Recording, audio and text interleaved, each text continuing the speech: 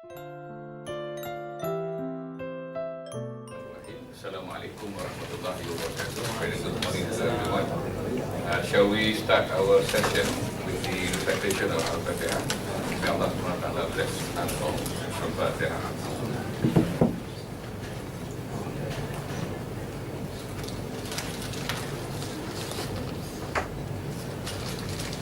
Alhamdulillah Rabbil Alamin. Wassalatu wassalamu ala asyrafil anbiya wal mursalin Sayyidina Muhammadin wa ala alihi wasahbihi ajma'in. Alhamdulillah, pertamanya saya memulakan dalam bahasa Melayu dan sebentar lagi kita akan mendengar kupasan daripada tetamu kita daripada Filipina dalam bahasa Inggeris juga lah ya. Baik, Alhamdulillah kita dapat mengadakan siri Wacana Cendekiawan ATMA, dan ini adalah siri Wacana Cendekiawan ATMA yang pertama tahun ini 2019. ATMA sentiasa mengadakan wacana ni 2 kali sebulan lah, maksudnya setiap 2 minggu ada satu wacana. Kali ini kita mengambil kesempatan dengan kehadiran Assistant Profesor Alih Sangkaluran Ayub daripada Western Mindanao State University. Kerana beliau telah berada di sini dalam 3-4 hari yang lepas, dan kebetulan beliau ada di sini dan akan pulang esok ke Filipina. Jadi Wacana ATMA mengambil kesempatan untuk jemput beliau dengan tajuk yang ada itu ialah Melayu di Filipina, Sejarah, Budaya dan Warisan. Dan bersama kita juga ialah Yang Bahagia Datuk Dr. Nasaruddin Maisa, CEO Wasatiyah Center for Peace, yang dulunya adalah CEO kepada GMM, dan nanti kita akan dengarkanlah ya tentang Wasatiyah Center for Peace yang satu badan NGO yang ditubuhkan bagi membawa wacana ataupun gagasan wasatiyah kesederhanaan, moderation in Islam. Dan ATMA mengalu-alukan kehadiran Yang Bahagia Prof. Emeritus Datuk Dr. Wan Hashim, mantan pengarah ATMA. Terima kasih Prof dapat datang. Masa ini beliau di Universiti Pertahanan Nasional, Nasional, dan terima kasih kepada Prof. Datuk Dr. Awang ya, daripada Institut yang dapat bersama dengan kita, dan profesor yang lain, dan para hadirin yang dimati sekalian ya.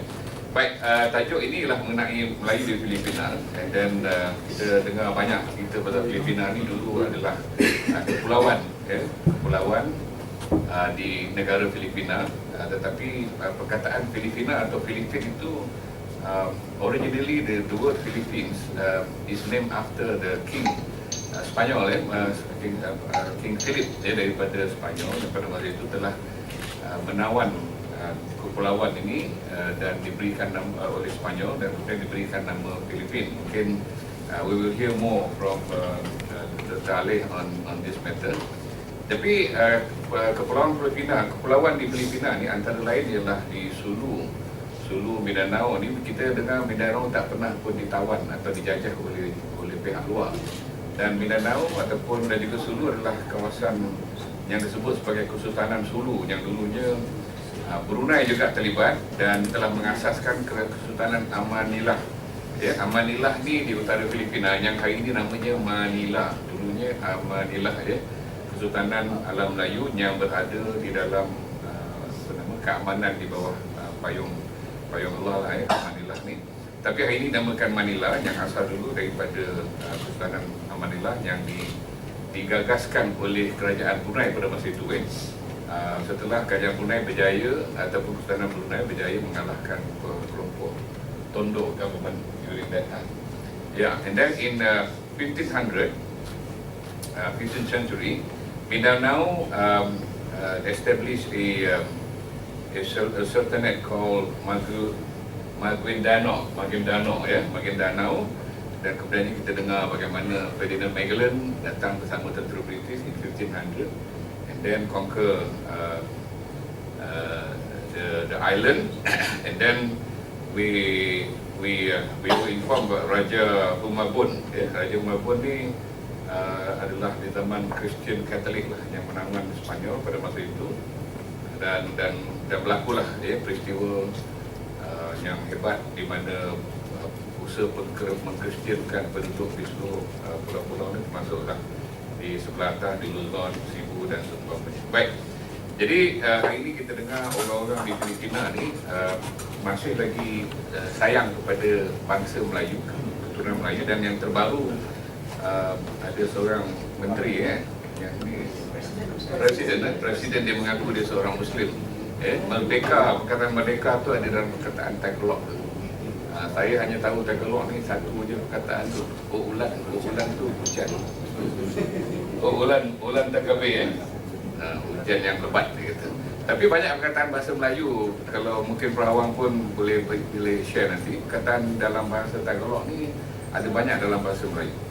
Okay, to start with the discussion today, we were very proud to have you. Welcome to ATMA, Institut Melayu and Civilization. And perhaps you can share with us a bit of background of the Malay, in Philippines, a bit of history and how perhaps Bangsa Moro appeared.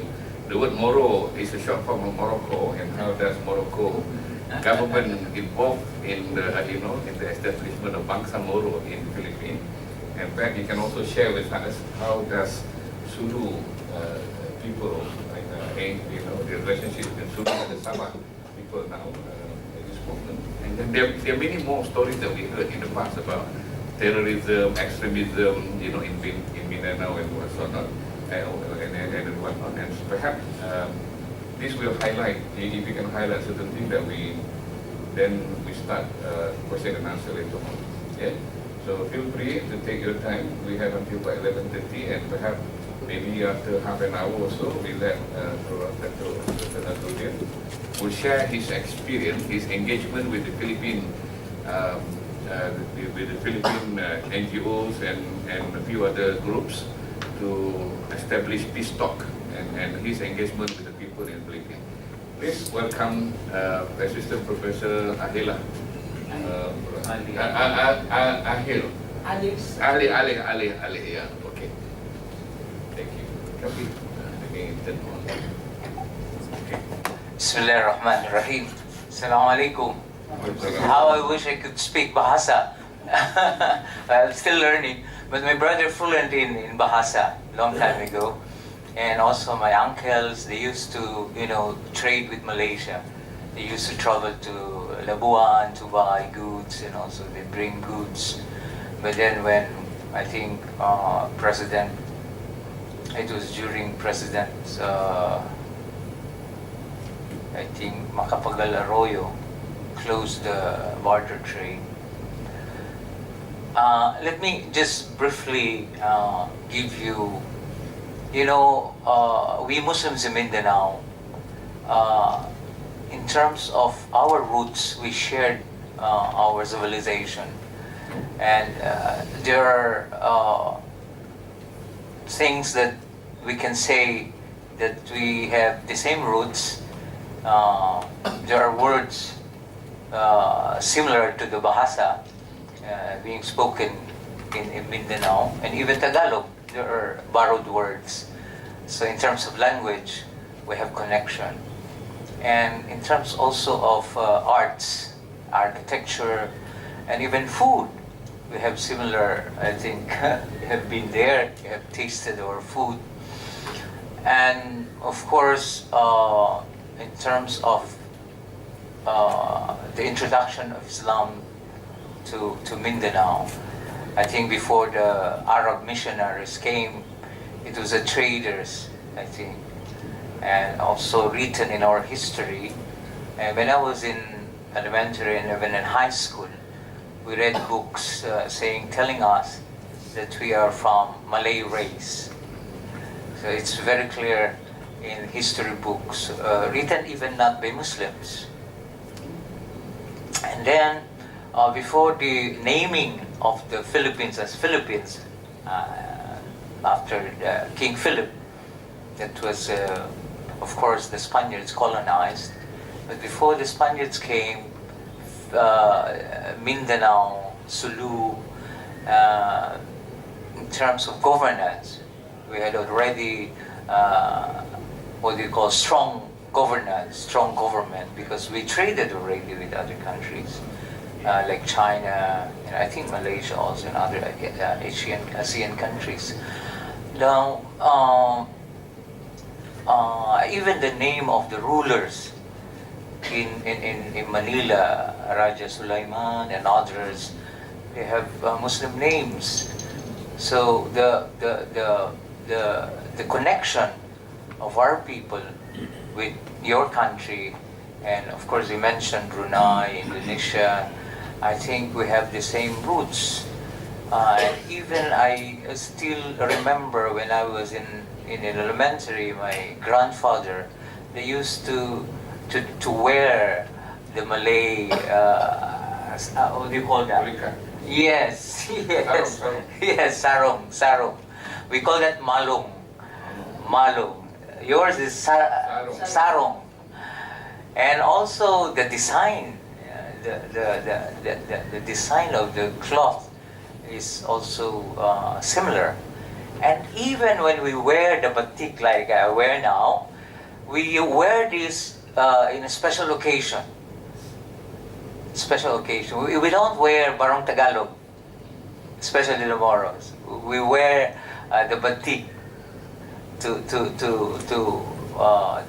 special occasions, weddings, and it's like the barong Tagalog to the Filipinos, batik to us is also. That's why the MILF, they used to wear batik in official gathering. Now, the Moro came, the name Moro, when the Spaniards came, they discovered that there were Muslims in Mindanao. And they discovered that the lifestyle of the people in Mindanao is that in terms of religion, the people who ruled them more than 800 years in Andalusia. And of course, when we talk about the Umayyad dynasty and who conquered Spain, they conquered Spain. And of course, there were also just rulers, and there were also tyrants. So they have negative also experience with the tyrants during the occupation of the Muslims in Spain. So the word Moro was because of that experience of the Spaniards with the Moors. The Moors. So they coined the word Moros. It was from the beginning. It's like Indios to the Filipinos. It's a negative connotation, but it was used by the Professor Misuari when Marcos declared martial law to have that roots of the name Moro. It was during his time that he gave other meaning. The Moro to the Filipinos, it's negative, rebellious, pirate, etc. But for Professor Misuari, he used the word Moro that symbolizes freedom fighter, resisting colonialism. So it was the beginning of the use of the term by the Moro National Liberation Front, that he said people who are not conquered by the colonizers. So that was the beginning. And the word bangsa, I think bangsa in Melayu, referring to nation? Nation. Yeah. So it also, to us, is also nation. So they add the word bangsa to Moro. Bangsa Moro, nation of Moros. So that was the beginning. And then, of course, the MI also continue the name Bangsa Moro. So we had negotiation with the government. I was part of the peace panel negotiating with the government, and it was, I think, Tengku, the facilitator, the late Tengku, And then we during his time we succeeded in signing the framework agreement.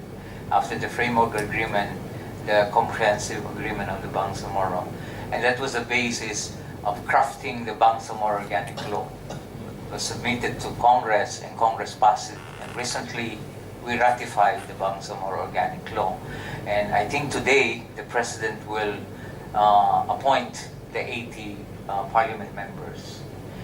And now, interestingly, the president is also pushing to change the name of the Philippines to Maharlika. Yeah, very interesting. I think this is in line with this policy of having foreign independent policy. And I think, he said consistently that we need to correct historical injustices. And that's why he was pushing for the peaceful solution, political solution to the Mindanao conflict, the establishment of the Bangsamoro government. And even I think he said part of it, to correct the historical injustices, is to rewrite our own history. And also the name of the Philippines, because Philippines is a colonial name. And also to check that Philippines belong to the the ASEAN, the Asian people. And when you say Philippines, it's colonial name from the European colonizer. And in terms of culture, in terms of history, so we are not connected. So I think what he is trying to say, that we belong to the ASEAN and we need to reconnect to our roots. So I think it's moving now in Congress, and we are supporting this one. We are supporting this move to change our name into Maharlika. And I think it's also another way of saying that we belong to the same race.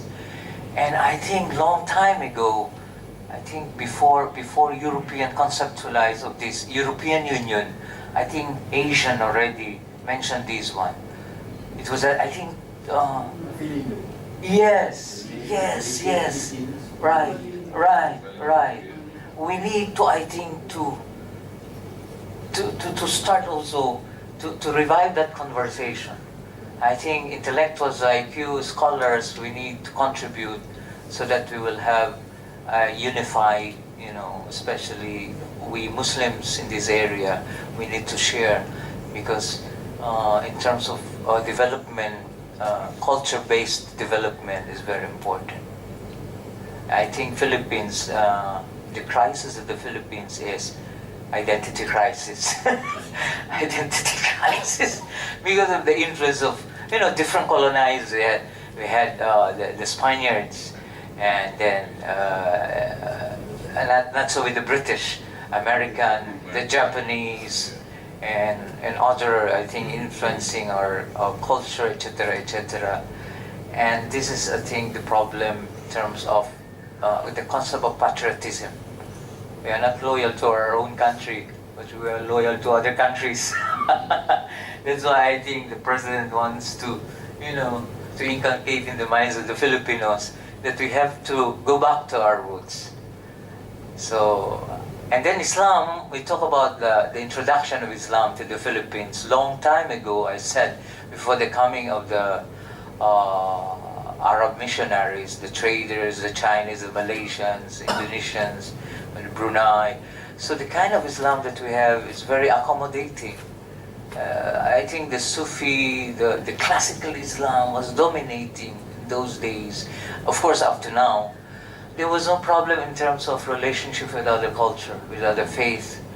We coexist and we trade. We shared our in terms of not only our food we share with our neighbors, even non-Muslims. But then the problem came when scholars, the latest influx of graduates from the Middle East. I think these scholars, because of they got knowledge from the Middle East. I think they were influenced by the political atmosphere, and also the different the conflict in the region.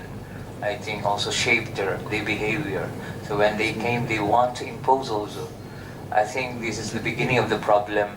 They want to impose their own school of thought, and other also they want to push their own school of thought. Of course, when we talk about Middle East, they have different also in terms of curriculum, in terms of and the government is also influencing the content of the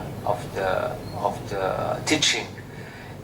We can see this the divide when we talk about coming from Saudi Arabia, coming from Egypt, Al-Azhar University, from Libya, from Syria, all of these countries. And I think because of the conflict in the region, they bring the conflict to our area. I think this is also the starting point when we talk about violent extremism and terrorism. It's starting to gaining ground in our place, because they are also seeing the fertile ground, because they have supporters. For example, Marawi, when the Mauti came, I think there are a few within the residents welcomed them, and I think it gave refuge. And also in Sulu, of course there are also other factors, the push and pull factors, but I think ideologically it's something that we have to rethink and re-examine the teaching of Islam.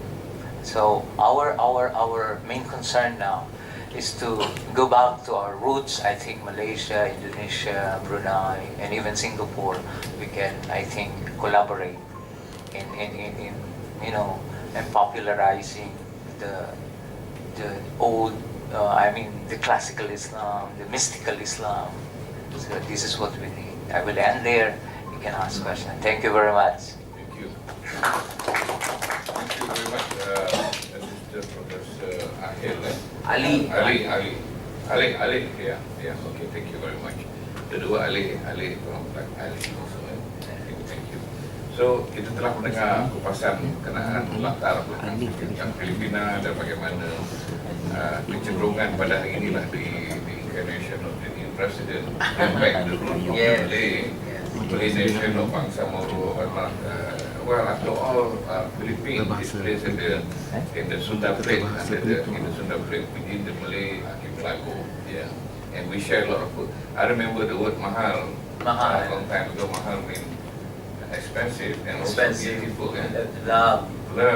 Yeah. Jadi kalau pergi Filipina tu, kalau beli barang tu jangan sebut mahal, orang pada tahu apa mana mahal.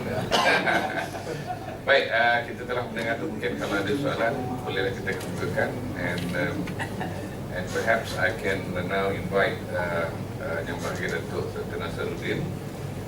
Perhaps you can share with us a bit of what is Budaya Center for Peace, and after that we can go on, sharing with us what have you, your involvement with the peace talk and your activities of NGO with the Filipinos.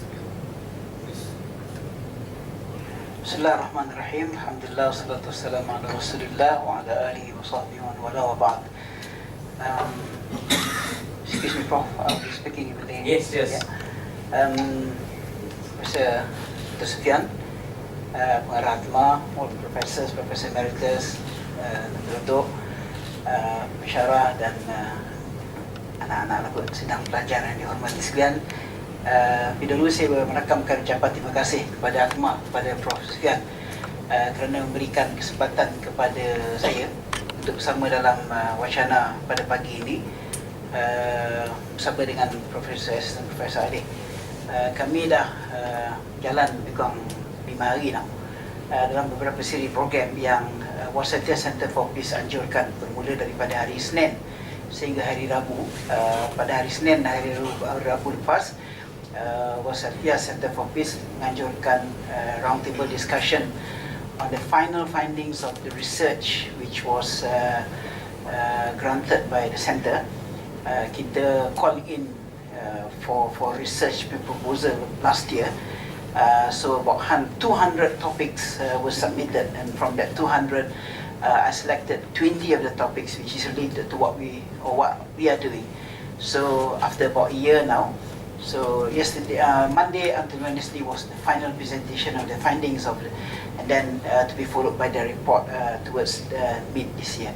So I invited Prof. Ali to be with us to be part of the panel to look at how the research was conducted, and Prof Sufian was there juga sebagai panel selain daripada beberapa orang lagi yang saya jemput. And then semalam kemarin kita ada talk di FI sebelah ni, dan sewaktu di research program tu Prof Sufian mencadangkan supaya kita bawa Prof Alih untuk ke ATMA. Dia pun setuju, apatah lagi bila kita sebut kebersamaan dalam banyak perkara antara Muslim di Mindanao, di Filipina yang berkaitan dengan Melayu Islam. Saya pernah dijemput beberapa tahun lepas pergi ke satu kampung yang saya tak tahu di mana di Filipina tu. Sebab daripada Manila kami diterbangkan ke Cagayan de Oro, daripada Cagayan de Oro naik 4-wheel drive pergi ke Marawi, dan tukar 4-wheel drive kepada satu kampung, and then we had to walk in a cornfield for 3 hours. Heavily guarded with all the M16 and so on. Heavily guarded, I never had that experience. And then besoknya saya dijemput untuk berikan talk, dan dipanggil orang kampung, dibuat di padang, di lereng gunung. So masa kita sampai awal, kita nampak orang kampung itu daripada gunung just untuk dengar the talk. Yang menariknya adalah saya diminta untuk menyampaikan ucapan itu dalam bahasa Melayu. Saya kata, siapa nak terjemah? Dia ada seorang pelajar Filipina yang belajar di Malaysia, fasih bahasa Melayu dia menterjemahkan. Saya cakap Melayu lagi lah, senang kita nak bagi ni. So it lasted for about an hour. Lepas tu saya tanya dengan community leader, masa kita makan-makan, kita tetamu daripada Malaysia ni kalau pergi ke situ akan diraikan semacam raja. Termasuklah ada satu makanan istimewa diraih hanya pada tetamu, iaitu pulut kuning. Pulut kuning yang dia buat, I'm talking about the glutinous rice they prepared, the one yellow in colour, diraihkan kepada kita sebab itu adat dia. So bila saya tanya kenapa yang saya diminta untuk berbahasa Melayu, mereka menyebut bahawa kami bangga dengan bahasa Melayu. Kami anggap bahasa Melayu itu bahasa kami. Sebab pada pandangan mereka, budaya dan agama yang tercetus di selatan Mindanao itu adalah hasil daripada sumbangan orang-orang Melayu daripada Malaysia. So attachment itu dia kekalkan, walaupun dia sendiri pun mungkin tidak boleh berbahasa Melayu, namun banyak budaya-budaya Melayu itu yang kekal sehingga hari ini. Mereka makan wajik sama macam kita. Kuih wajik, I'm talking about the food now. And then ada dodol. And then yesterday when we had dinner, the night before we had dinner in the hotel, so he saw kuih apa tu yang tayap yang warna hijau yang gulung dalam ada inti. Daral, we call it daral. You call it daral. When he saw that, I need more of this, he said, because he missed that. And then that is part of the culture. So kerana itu, bila saya beberapa kali dapat ke Mindanao, walaupun ada setengah-setengah tempat itu agak ada sebab-sebab keselamatan kita dapat turun, tapi usaha-usaha yang telah kita lakukan di Mindanao ini adalah lebih berkaitan dengan peace work, dengan charity work. Khasnya antara yang kami buat adalah kami membantu membina sebuah hospital di Marawi. Ada sebuah hospital yang dibangunkan oleh seorang doktor, tidak lebih kurang 20 ataupun 30 bed. Mereka ada masalah kesuntukan wang untuk mendapat memastikan operasi hospital itu sentiasa berjalan. Mereka memerlukan generator sebab banyak insiden dia punya power supply ni is cut off, termasuk kadang-kadang tengah buat operation, tengah potong, cut off. So banyak insiden, so they appeal to us, kita boleh tak tolong. Saya kata insyaAllah saya cuba tolong. So saya balik Malaysia, saya bagi satu talk di Ceras di sebuah masjid. Saya kata, tuan-tuan, saya datang ni saya nak minta duit. Saya nak beli generator untuk sebuah hospital di Marawi City. Ini sesuatu yang amat meranjakkan saya. Antara maghrib dengan isyak saya kumpul 80,000. Saya heran, orang Malaysia ni dia pergi surau bawa duit 80,000 bro. And not just of course money, and then I had watches, I had earring, I had rantai dalam tu. So we had to jual lah benda-benda. Terus I collected 80,000 ringgit. And after that I went back to Marawi. So we bought them a generator for Safurullah's hospital di Marawi. Nama dia Dr. Safurullah di Patuan. So tapi dalam Marawi siege baru-baru ini yang dilakukan oleh Mauti itu, hospital tu was ground zero, and termasuk generator yang saya beli itu. Dia orang hantarlah gambar tinggal pieces of iron dia. Alamak, ni 80,000. So tak apalah, kita cuba tengok selepas pada ini. So sedikit tentang Wasatiyah Center for Peace. Ini saya tubuhkan pada tahun lepas, pada selepas saya tak nak sembang politik lah, tapi sebelum keputusan pilihan raya, actually selepas keputusan pilihan raya itu, tuan-tuan pun sedia maklum pada tahun 2015 saya telah dilantik untuk mengetahui sebuah organisasi namanya Global Movement of Moderate Foundation. Ini was fully funded by the government. Antara tugas kita adalah untuk promote peaceful coexistence, promote peace dan sebagainya. So kita engage dengan Filipina. So saya engage to the extent saya engage dengan Philippine Army. Saya masuk ke camp, saya bagi talk. Antara talk yang diorganize oleh Philippine Army adalah to give talk to the officers that are going to be sent down south in the Philippines, and most of them are Christians. So they need to be exposed to Muslim terminologies, culture, way of life, and they wanted also to share experiences of Muslim from other part of the world. So I was brought in. So kita ada engagement dengan dia punya military, dia panggil staff, chief of staff punya office.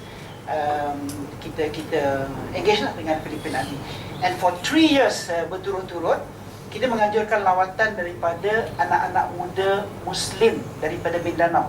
First one kita bawa daripada Sulu, then daripada Mindanao, the third one was from Marawi. Nah, kita bawa dia ke sini, Muslim, at the tertiary level lah, college ni.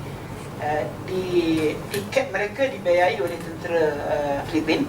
Yang di sini ni kita host lah apa-apa yang patut. Apa tujuan lawatan itu? Untuk memberikan mereka exposure tentang, pertama, peaceful coexistence. Kerana ini orang Islam di Filipina yang duduk dalam sebuah negara Katolik yang besar, antara terbesar di dunia, how they should live, kan? And saya stress kepada mereka, you must not forget that you are minorities. So when you are minorities, dalam Islam ada satu fiqh namanya fiqhul aqliyat, fiqh of minority. How should you act when you are in a state and you are minority? Seperti mana juga saya buat di Thailand, saya sebut kepada kawan-kawan di selatan Thailand, yes, you can demand, you can maintain your culture, your belief, tapi be realistic dalam nak minta benda-benda ini, sebab you're not strong, you're just a small number of people, dan banyak kekangan-kekangan. So jangan demand yang kau bukan, kan, maintain, bina sesuatu yang lebih konkret, then you develop. The same thing was conveyed to the Muslim there in Southern Philippines. So itu pertama, kita berikan exposure kepada mereka tentang peaceful coexistence. Yang kedua yang lebih penting adalah saya berikan exposure kepada mereka, look at Malaysia. Saya kata, I'm proud, I'm Malaysian, I'm a Muslim, and this is how, from my perspective, Muslim should live. Kita live and coexist dengan orang lain, we develop, we are modern, education-wise, like it or not, we are there, kan, mungkin kita kena improve lagi. And I send the message kepada budak-budak ini cara orang Islam. Orang Islam ni bukan miskin. Orang Islam ni bukan berang saja. The understanding of jihad. Jihad is not buat kita. Jihad is not buat bunuh. So kita bagi dia exposure tentang itu. This was likened quite very much by the Philippine authorities, but everything is reported, even to the extent the activities was reported up to Malacanang. Yeah. Malangnya selepas pilihan lepas, GMM telah diarahkan untuk tutup. So bila tutup tu, saya rasa agenda untuk kita promosi peaceful coexistence, untuk kita promosi moderation, ini milik kita, kan? Saya rasa kita kena teruskan, sebab saya tubuhkan Wasatiyah Center for Peace. So kita teruskan. So kita engage. Kebetulan dengan Brother Ali ni, saya jumpa dengan dia, kita ada program di Davao. Kita ada satu engagement di Davao tu, ada sebuah universiti namanya Davao ATMA University. ATMA University ini is a Jesuit university. Tapi menariknya, Jesuit University di Davao, they've got a center by the name of Al-Qalam Institute. Al-Qalam Institute ni, the focus is to study about the Islam and Muslim affair, especially in the Philippines. Right, ya? Yang menariknya, dia punya director, nama dia menarik, nama dia Mussolini. Apa dia Mussolini? He's a Muslim. Yeah, a good friend of ours. So we were thinking of doing something with the Kalam Institute, but of course, and also a small discussion with Brother Ali. We want to extend, kan, apa ni yang kita boleh buat untuk kita promosi wajah Islam dan wajah Melayu yang sepatutnya. Sebab saya melihat dalam konteks Malaysia dan sama in the context of Southern Philippines among the Muslim, there is a high state of confusion among many Muslim, many Malays between the process or the progress of Arabization and Islamization. Ramai nak Islam, tapi dia nak jadi Arab. Orang masih jadi Arab, dia jadi Islam. I speak Arabic. I spent 8 years in the Arab world. I speak Arabic. I can read all the book, but I don't need to be an Arab to be a Muslim. Boleh-boleh, mungkin kita lebih baik daripada Arab mungkin. Kan? Masalah yang sama sedang dihadapi oleh orang-orang di Southern Philippines. Tadi bila disebut tentang the influx of dipanggil scholars from Middle East, bringing in the influences of Middle East sebagainya ini, dan selain daripada masalah perang, isu Muslim Mindanao dengan the authority, dengan the Philippine authority, isu-isu itu, mereka juga sedang menghadapi masalah di kalangan mereka dalam mengiyakan identiti mereka sebagai Mindanao, sebagai bangsa Moro itu. Kan sebab tadi disebut tentang lost identity. Dia lost identity dia, dia nak jadi Arab, dia nak pakai macam Arab walaupun dia tak pandai cakap Arab, kan macam-macam. So ini menambahkan lagi permasalahan dalam masyarakat dia itu sendiri, selain daripada masalah perang dia, masalah keselamatan dia. So kita bincang di sini bila dia dah ada di sini 3 hari, apa ni yang kita boleh buat. Saya having academic background myself, saya rasa no, we start with academics. We start with the academic. We start with the scholars, people yang ada brain to think something. Then we move. Kita move kepada mungkin kepada operators, kepada activists. We equip them, with knowledge. Seperti mana yang kita cuba equip the Philippine Army before dia turun ke selatan, for them to be equipped, supaya dia tahu ada benda namanya halal, orang Islam ni amat sensitif. Ada benda namanya haram, orang Islam ni amat sensitif. Dan kita create dan basic knowledge itu, bagi saya effort yang dilakukan oleh Philippine Army itu memang very noble effort. Sebab I'm not sure if they're really serious I'm not sure about the Philippine Army, they're really serious to ease the tension down south, but again some effort has been taken. Kan? So kita masuklah pada ruang tu. We will not be able to solve the conflict, kan? But at least we contribute to ease the tension. That's it. Okay. Terima kasih. Baik, jadi banyak juga yang berharga Datuk telah terlibat di Filipina, dan banyak berita-berita ataupun maklumat yang kita tak tahu, dan hari ini kita dah tahu. Dan saya pun terbayang sebagai ahli akademik dan juga pelajar-pelajar juga kan, sebagai akademik ini mungkin boleh kita fikirkan bersama lah bagaimana mungkin kita boleh bersama dengan Mindanao University, kita mengadakan kerjasama, pertukaran pelajar, pertukaran pensyarah ataupun membuat lawatan, dan juga mungkin penyidikan bersama dan seumpama bagi membawa agenda keamanan itu, dan juga memahamkan penduduk di sana tentang Islam dan Melayu dengan lebih terkinilah dengan apa yang berlaku di negara kita juga lah, mungkin kita boleh share. Dan juga mungkin pihak yang satu lagi tidak menekan dan memandang salah terhadap orang-orang Islam di sana, dan salah faham seumpamanya. Baik, kita ada masa banyak juga. Mungkin kita nak buka kepada mana-mana pihak yang ingin bertanya soalan, pandangan. Perempuan juga banyak terlibat dengan Malay diaspora. Perempuan is been involved with the Malay diaspora research for many years. The Malays being scattered in the world. Scattered all over in the world. So maybe boleh kita bukalah kepada semua pihak untuk bertanya soalan. And we have media today, ramai tahanan untuk urusan dia. Sila, kalau ada apa-apa bincang buka dulu. Alex, soal bidik. Okey, sama pada satu aspek selamatan lah. Pihak banyak juga pihak Indonesia yang ingin menyumbangkan baki, tapi yang kita dengar keselamatan itu agak serius. Jadi kita kena dikawal atau diiringi oleh pasti yang akan memberi seorang guru. Jadi kalau situasi ini dapat dijelaskan oleh NGO dan badan pusat television, mungkin kita boleh atur satu networking yang betul-betul terancam. Ya, memang ada kawasan-kawasan tertentu di selatan Filipina ni. Saya semua engagement selatan Filipina ni kita akan maklumkan kepada kedutaan kita for security reason. We do not know what's going to happen. Contohnya Kota Batu is no-go area. As Kota Batu and Zamboanga. No-go means for us lah, for security. Not that it's a travel alert or apa, sebab after the latest contohnya bombing di Zamboanga baru ni pun the security is quite ni. So apa-apa pun saya rasa kalau nak pergi sebagai NGO ni, saya rasa yang terbaiknya is joint effort. Kalau pergi seorang-seorang ni, the target market tu is very small. Kan kalau kita pergi in ramai-ramai, so kita boleh bawa banyak benda, kita boleh kata bigger market. Tapi masalah kita NGO Malaysia ni masing-masing nak buat kerja sendiri kan.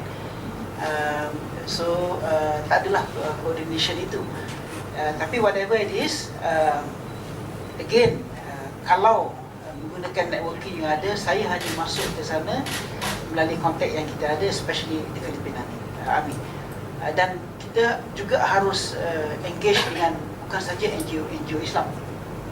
Salah satu organisasi yang kita communicate with adalah organisasi namanya HOPE, Helping Other People Endlessly. Nama dia HOPE. So these are Christian group. They are very close with the Philippine Army. So kita masuk dengan dia, kita pergi buat engagement dengan dia. And of course kalau di Mindanao itu dalam konteks sekarang ni MILF is a must lah. Dia orang yang jaga dan dia orang yang akan lead nanti this organic law ini. Dan insyaAllah 80 orang pelantikannya. The appointment might be today, isn't it? The announcement of the 80 member of parliament, they so call it, will be announced, if not mistaken, today by the president.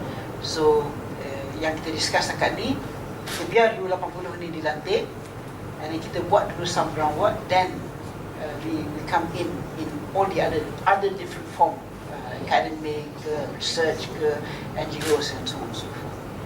They need us. I think Professor Ali will agree with me that yesterday when he presented his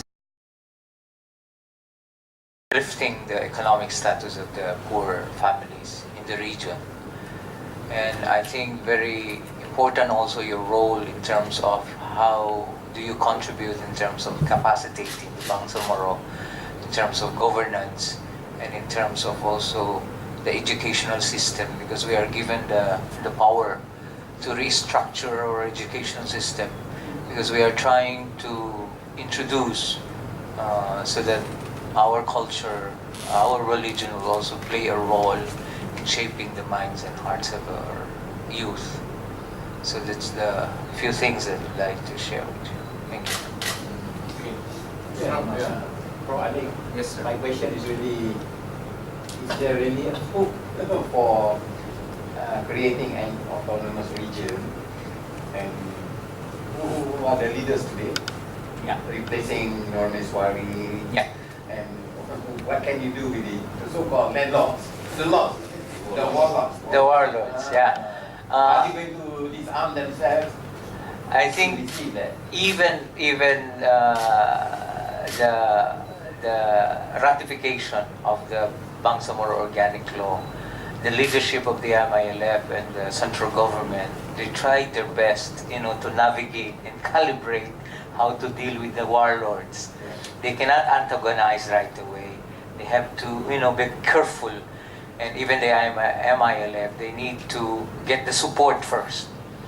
And I think the strategic way of eliminating or isolating these warlords is through the due process, the legal way, and one of the approaches is, of course, the restructuring of the political system. It's not anymore focused on the popularity of the clan, of the person, but party system.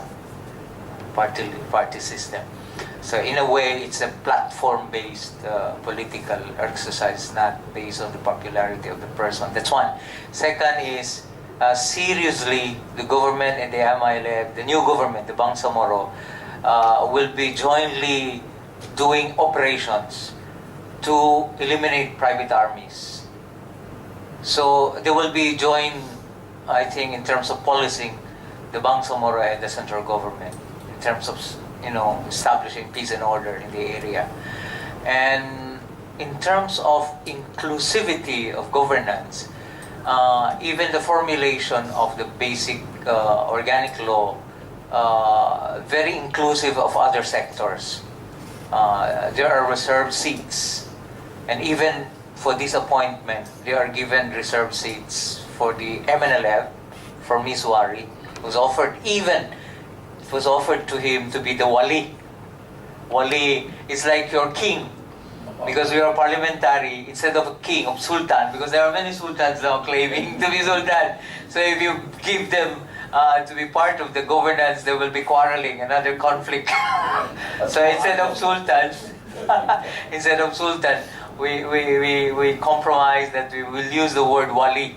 Wali. So the wali. And it was offered to Professor Miswari to be the wali, but Professor Miswari, refused to accept. He said, Chairman Murad was my vice, so I don't be his, something, a person sometimes we have this pride. But I think the compromise, I think the president is offering Professor Miswari, if in the event federalism will be established in the entire country, he will be given also the position. And I think Professor Miswari agreed. Other faction from the MNLF is already joining. They have already, I think 5 of them will be appointed to the parliament from the MNLF. And from the traditional leaders, I think the IPs, indigenous people, were also given reserved seats. And from the Christian, they are also given seats. And other, I think, and even from the politician also, they are given. So the transitional government will take 3 years. 3 years. And by 2022, General election. exactly. And I think the MI, they have established already their own political party. And we are seeing the MNLF, they have, transformed into political party also. So the challenge for the MI now, changing the mindset from arm to farm governance. Very difficult. Yeah, thank you. Very interesting development in Philippines. From arm To farm. to farm. Saya udah tak. Okey, sila kalau ada lagi pandangan soalan sila. Kang Cikgu. Sila open.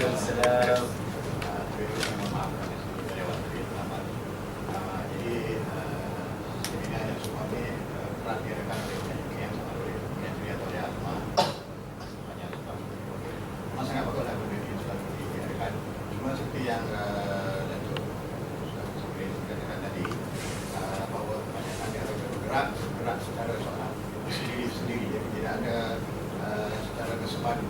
Jadi mungkin di sini boleh lihat kita dulu ada sejauh mana hidupnya sekarang sekiranya Melayu antarabangsa lah, sekiranya Melayu Pertarikan Melayu itu dan ini.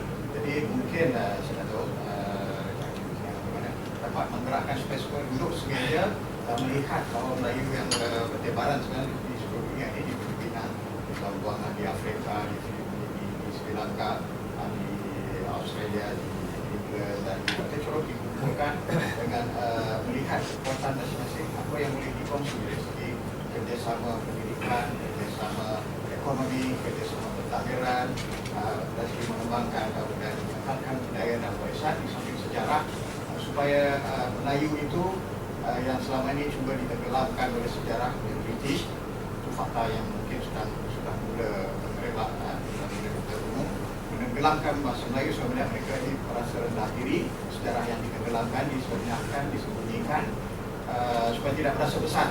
Jadi mereka tidak Melayu ini sebagai hamba, Melayu di mata dan segala macam.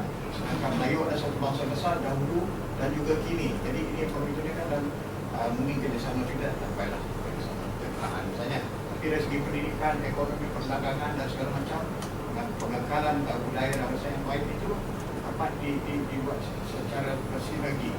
Jadi duduk semeja, misalnya di Malaysia yang jaringan Melayu terbuat itu disatukan dan bertemu dengan segala jaringan dunia Melayu mereka antarabangsa dan diaktifkan. Kalau tidak, kita hanya seminar membentang, kita dapat fakta dan lepas itu diam. Nanti timbul pula sejarah budaya dan bahasa Melayu di Afrika. Sekadar itu saja memang bagus untuk kajian.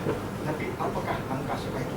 Apa kerjasama antara Melayu Afrika dengan Melayu di Malaysia? Dan mungkin bukan saja sama, tapi Afrika merentas kaum, merentas negara segala macam. Jadi peringkat Melayu itu perlu bersatu dan disedari. Terutama generasi muda sekarang, lihat generasi muda banyak tahu sejarah-sejarah ini. Mereka tidak nyangka bahawa sudah Filipina itu rumput Melayu. Apakah yang baru-baru yang sudah mulai ditularkan misalnya itu juga seorang Melayu, bahkan Siri itu dulu pun sebenarnya seorang Melayu juga, banyak yang tidak tahu. Dan banyak Melayu yang merantau berjaya. Dan bagaimana Melayu yang berjaya itu dikongsikan oleh Melayu yang berada di Indonesia dan bagaimana kita berada di Indonesia dikongsi bersama sebagaimana hukumnya jaringan orang-orang Yahudi sendiri, orang Jepun, orang Cina dan bangsa lain di dunia ini. Itu saja Pak. Mungkin nanti nak respon. Kalau kita lihat kepada kawasan kita, region kita, konflik area yang panas ini adalah selatan Filipina dan selatan Thailand. Sedikit pengalaman saya lah bila kita melakukan engagement di kawasan-kawasan ini, cara kita masuk ni kena betul. Cara kita masuk dan atas nama apa kita masuk. Saya berikan contoh di selatan Filipina, kami masuk atas nama foundation yang dulu, tapi kita engage dengan Kementerian Luar Thailand. Saya kata saya nak mempromosi peaceful coexistence. Dia kata, dia nak masuk atas nama apa? Saya kata saya nak masuk atas nama organisasi. Okey, kita arrangekan. So kita berjaya mengaturkan satu program, dihimpunkan pemimpin masyarakat Islam Melayu selatan Thailand dengan pemimpin Buddha. Dan bukan saja pemimpin masyarakat, tapi pemimpin agama. Dia datang dengan dia punya saya panggil kain ihram warna kuning tu, kan? Ramai dia datang. So kita berjaya letakkan dia orang atas stage. So dia discuss masalah dia, isu dia, penyelesaian bersama. Dan yang paling menarik sekali, akhir sekali salah seorang daripada ketua Buddha tu datang jumpa saya. English dia very good. Kita boleh tak organize program macam ni selalu? Saya kata, pasal apa? Selesai. Dia kata, bila you datang, pertama, bomo luar ni laku kan? Daripada bomo kampung kan? Bomo kampung ni kadang orang kampung tak pakai, dia kena pakai bomo luar. So bomo luar ni laku. So kita tu bomo luar lah. Satu. Yang keduanya, kita datang, kita tak bawa. Ni sama-sama kita tak boleh. Kita tak bawa jangka negara. So dia tidak lihat itu sebagai campur tangan kerajaan dengan kerajaan. Dia lihat ini, oh ini peranan NGO, ini peranan organisasi. Dia very receptive. Lepas tu topik yang kita bawa tu topik yang mungkin dia jarang-jarang being exposed tu. Bila kita sebut tentang peaceful coexistence. Padahal kadang-kadang rumah Islam ni sebelah rumah Buddhis je. Tapi dia tak boleh nak appreciate yang itu. So bila kita organize yang semacam itu, okay, macam cikgu sebut tadi lah. Cuma saya memang takut jadi one off lah. Kan follow upnya, okay, paling tidak kita communicate dan sebagainya. Dan kita nak follow up lagi dengan program-program. Tapi sekarang ni, dalam keadaan konteks organisasi saya, payah sikit kan. Tapi kalau di Filipina, saya rasa ruang tu has for now dia terbuka sebab at least di Filipina ni you know who to talk to. Kan? Kalau memang di Malaysia, rasanya Prof tahu. Maksud saya itu, kalau di Thailand tu kita nak engage dengan masyarakat Islam ataupun isu tentang Thailand tu, you don't know who to talk to. Berapa ramai. Kan? Di sini, okay, you have the choice of MLF, you have the choice of MNLF, and you have the authority. Now, kita masuk melalui akademik. So, saya rasa ruang di selatan Filipina ni lebih terbuka. Dan harapan dia banyak. Contohnya, kami discuss malam, once they form the government, this, for example, these 80 upcoming MPs need to be exposed about governance, managing a state of that nature. They need to be exposed of diplomacy. They need a lot of things. Dan dia melihat being close to them, sharing quite many similarities. Malaysia is the place that should be given that. Macam mana kita nak masuk tu mungkin. Saya rasa di mana juga market kami, kerana di ATMA ni kita ada seorang profesor Ajung, namanya Datuk Yazid Osman. Dia adalah pengurusi Persatuan Wartawan Melayu Nusantara, dan perjaringannya cukup kuat di seluruh Asia ni, dan kita akan cuba dapatkan dia untuk lakukan sesuatu lah, kerana he is a top journalist in Asia, South Asia, and probably could gather the journalists from Asia and get together and talk about how can we provide information about Islam, about positive things about Filipina and all that. Yeah, we'll get this. He's a top journalist. Yeah. I think you mentioned the word Nusantara. Yeah. Nusantara is very, the word to us is a historical connotation. I think I would like to challenge you. I would like to challenge you. I had a talk with few intellectuals in Mindanao, but this is off the record. And I also talked to the hierarchy of the MILF, how to unite the Bangsamoro. And to unite the Bangsamoro, we need to have our common language. So I was telling them, why don't we develop our own bahasa?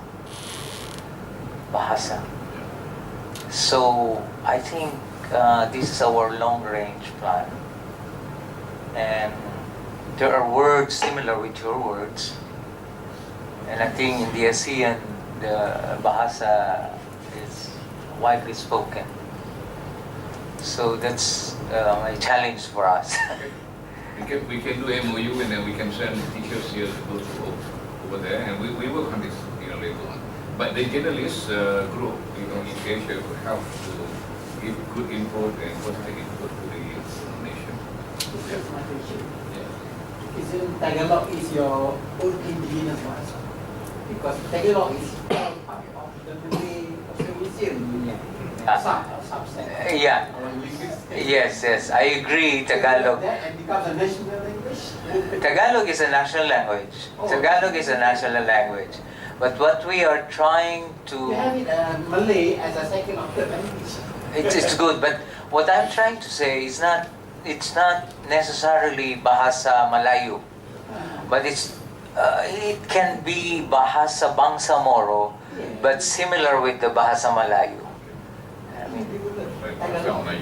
Yes. Melayu as a third language, like what you are. It can be also. Yes, it can be also.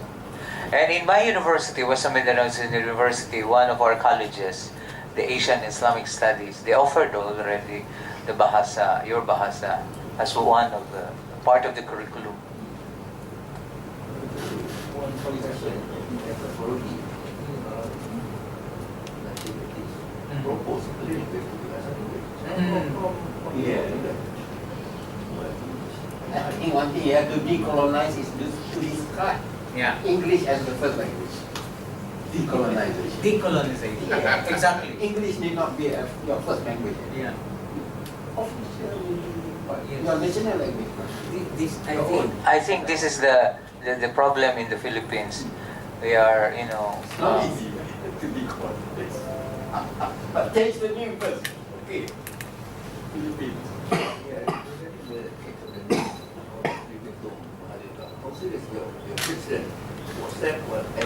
I think the president is serious because it's moving in Congress now.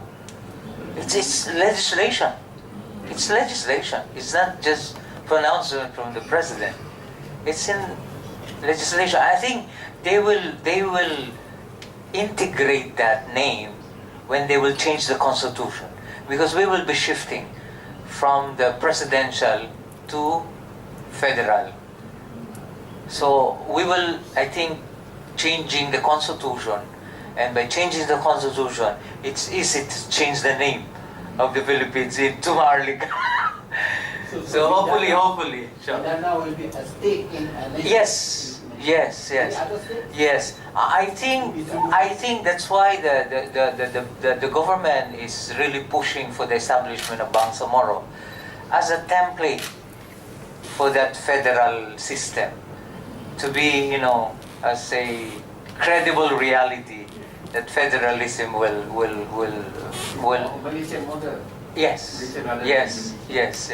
So Bangsamoro, although it's termed as a Bangsamoro autonomous, but actually in reality is a state.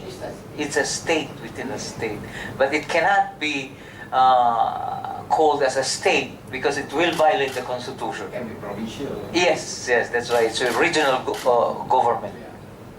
Changing name, why not? Ceylon, one time, now Sri Lanka.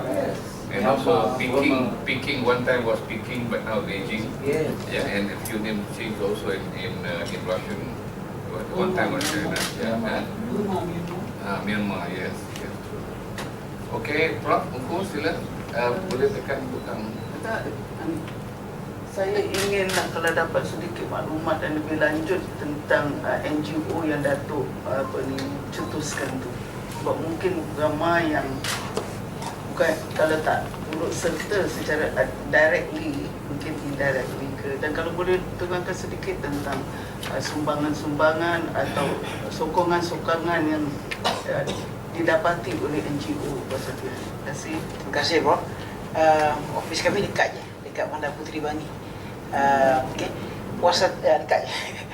Wasatiyah Center for Peace ni, kalau dulu di GMM, kita bergerak atas tujuh inisiatif dia, peaceful coexistence, sebagainya. So bila saya tubuhkan yang ini, saya kurangkan inisiatif itu kepada 4. Pertama sekali, mesej utama adalah mempromosi peaceful coexistence. Sebab saya rasa isu ni semakin membara dalam konteks negara lah sekarang ni, isu kaum apa semua ni. So kita nak ambil angle melalui pendekatan wasatiyah. Now, ada orang kata ini nak jadi agama ke kan? Tak, wasatiyah tu Islam agama saja kan, bukan isu fiqh saja, dia berkaitan dengan yang kehidupan kita apa semuanya. Dan ada juga minta maaf sekali lagi, ini ada political statement sedikit. Bila saya guna perkataan wasatiyah, ada orang kata, ini wasatiyah ni, are you affiliating yourself with the former Prime Minister? Saya kata, pasal apa? Dia kata, sebab dulu ada wasatiyah, dia selalu sebut pasal wasatiyah. Saya kata, kalimat wasatiyah ni digunakan di dalam Al-Quran, digunakan dalam hadis, sebelum moyang dia lahir lagi dah guna. Saya kata dia, moyang dia tak ada pun dah guna dah. So, cut off gitu saja lah. So, promosi of peaceful coexistence. Yang keduanya kita nak, ini yang agak besar yang kita buat, CVE and PVE, Countering Violent Extremism and Preventing Violent Extremism. So ini kita, contohnya kita ada program yang kita sedang plan sekarang ni, kita sedang cari bajet. Saya telah mendapat, saya telah bercakap dengan Ketua Budaya Negara sebenarnya. Kita nak interview bekas tahanan-tahanan yang terlibat dengan terorisme ni. Sebab pengalaman di Britain melalui satu organisasi namanya Connect Future, dan pengalaman di Australia melalui beberapa organisasi, di interview tahanan ini to educate the public. Saya punya tim dalam yang saya nak buat ni ialah I was there, I was detained, I was de-radicalized, don't be like me. That is my message. Okay. Dia, sebab saya kebetulan masih lagi menjadi ahli dalam panel de-radikalisasi KDN. So mereka yang ditahan di bawah kota contohnya, mereka melalui satu program, selepas 2 tahun kalau dia compel kan, dia akan dibebaskan. So sebelum dibebaskan tu, di peringkat dia panggil stage 4 tu, dia akan engage dengan panel-panel ni lah. Stage 1, 2, 3 tu ni expert, ini pegawai penjara, polis. Tapi yang keempat tu dia akan engage dengan academician, dan saya salah seorang pada panel tu. Saya dapat engage dengan dia orang. Tanya kenapa you all terlibat, kenapa you gini, kita very frank punya discussion. So kita nak pindahkan pengalaman ini, kita nak mendidik masyarakat supaya jangan terlibat dengan keganasan ni, daripada horse's mouth. Ni orang yang terlibat. Kalau kita cakap ni kata, alah ni akademik. Kan, no ni, ini orang terlibat ni dah kena tangkap. And then dah deradicalize. So saya rasa itu lebih efektif. So ini part of our CVE PVE program. Dua. Nombor tiga is education. Education ni maksudnya kita nak didik masyarakat lah khasnya tentang isu-isu yang kalau kita biarkan begitu saja boleh mencetuskan ketidakamanan negara dan sebagainya. Isu ni banyak dalam education ni. Sebab tu program ni yang saya bawa Prof. Ali ini part of the education program. Walaupun saya tumpukan peringkat ini hanya kepada akademik UKM saja. Sebab UKM dekat. Lepas tu ada belonging sikit dengan UKM. Cerita lama. I was here for 2 years sebagai lecturer. So itu saya gunakan dulu. Mungkin lepas ni ramai kawan yang telefon, kenapa UKM saja 2 program kat UKM, dia kata. Ada marah ni. Kenapa tak datang kat tempat kami? Kata takut nanti insya-Allah banyak lagi. Yang keempat, inisiatif yang kita buat adalah yang berkaitan dengan peace education. Ini penting.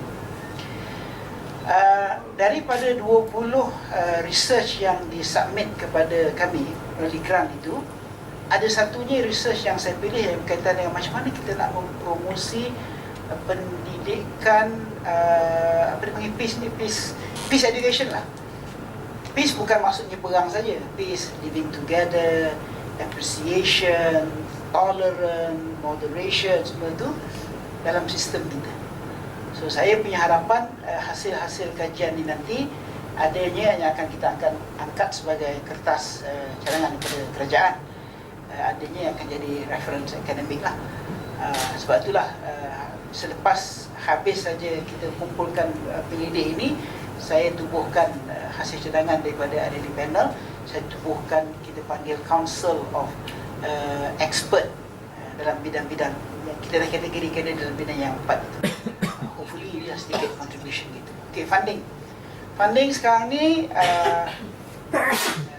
ni it's not easy to register a foundation. So kita tak boleh payah nak register foundation. So saya terpaksa registerkan WCP ni, Warisan Center for Peace, sebagai company sedang berhad.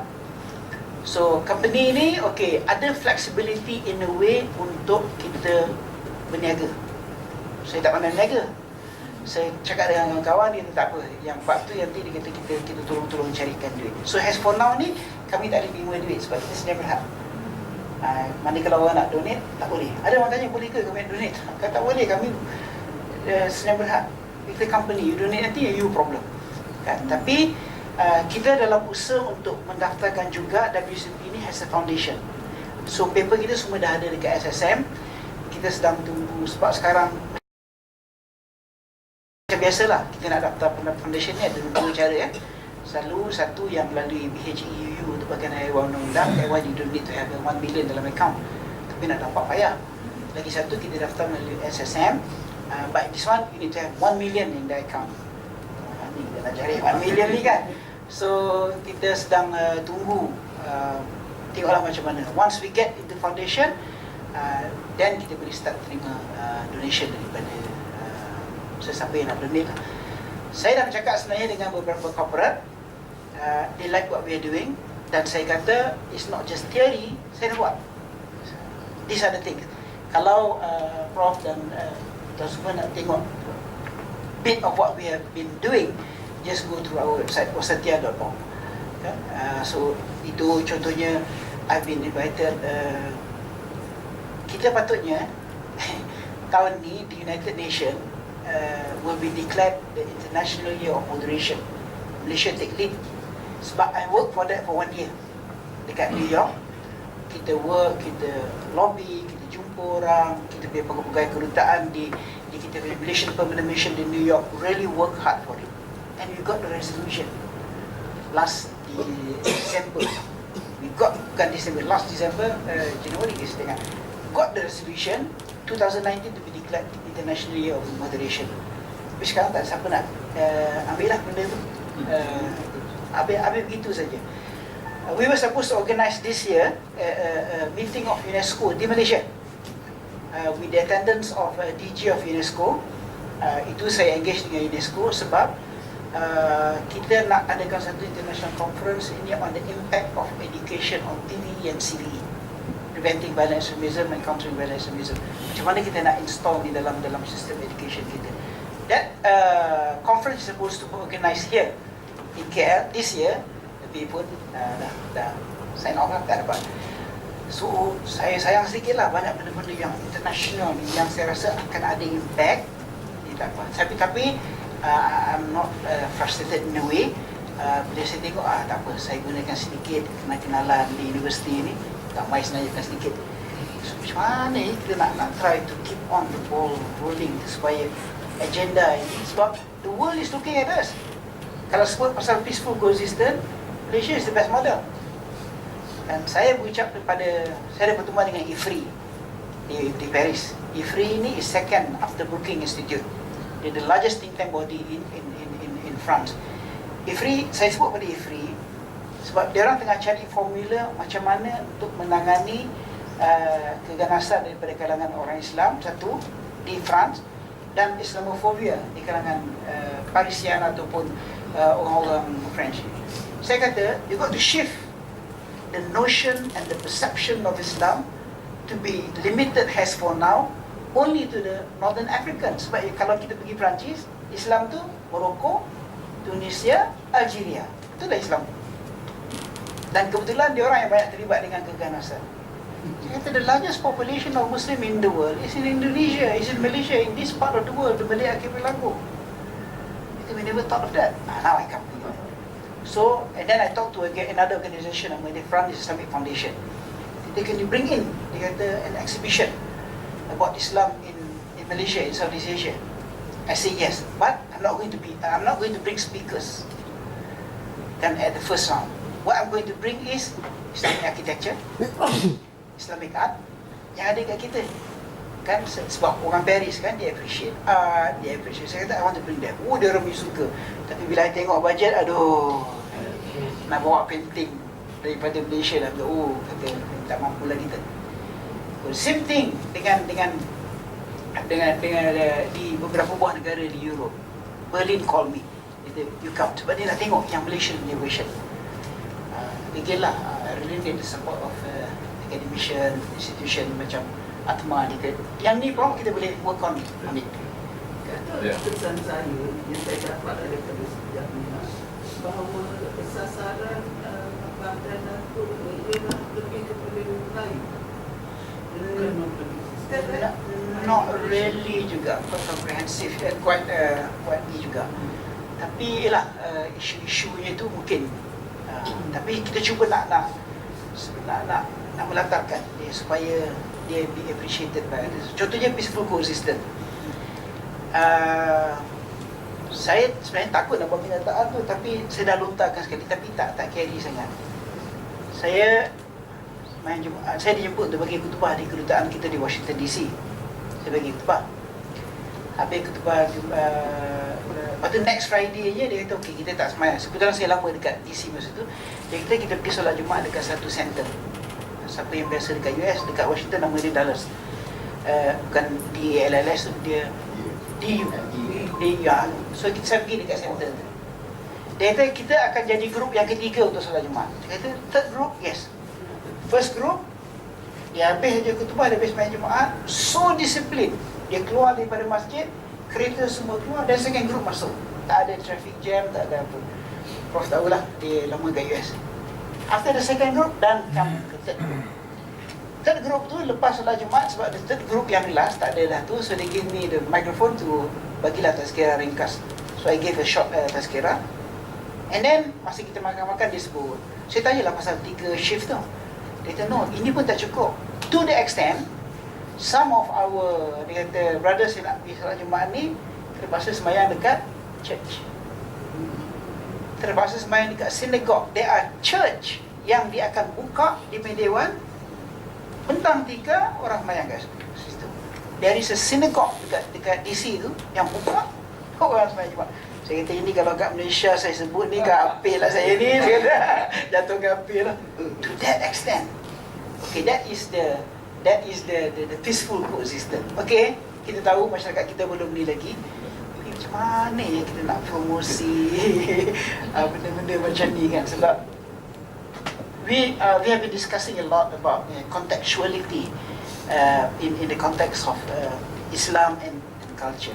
My understanding of Islam is that when it comes, it doesn't come to abolish culture, maintain your culture. Contextuality-nya ada. So the challenges kat kita ni macam saya sebut tadi lah. Sometimes the rigidity is there, and then bagi saya lack of knowledge is very high. Kan? Itu isu saya ni. Kejahilan ni dia merosakkan agenda. Allah Alam. Dan yang jahil memberagakan diri sebagai pakar. Itu sebabnya. Itu yang masalah dia. Untuk makluman, Datuk adalah pensyarah kita di Provinsi Undang-Undang ni. Seluruh 2 tahun sebelum tu. Dah, sebelum belakang. Masa dekat UTM. I left UTM 1999. Okey, kita ada sikit saja masa lagi dalam 2-3 minit. Kalau ada lagi yang lain ingin respon. Friend of mine, Professor Syahri Mazin, saya nak message asking your definition of Malay race. Is it inclusive of everyone, or confined to Muslims only? That's at a different level. Yeah. I think if we talk about the language, you mentioned Tagalog, it's our national language. There are similarities, words, and even our culture and even our history is not exclusive only the Malay race for the Muslims. I think it's also all the Filipinos shared, even Christian, because even Jose Rizal, the national hero, tracing his roots, he had Malay race, yeah. Same DNA. Right. Yeah, yes.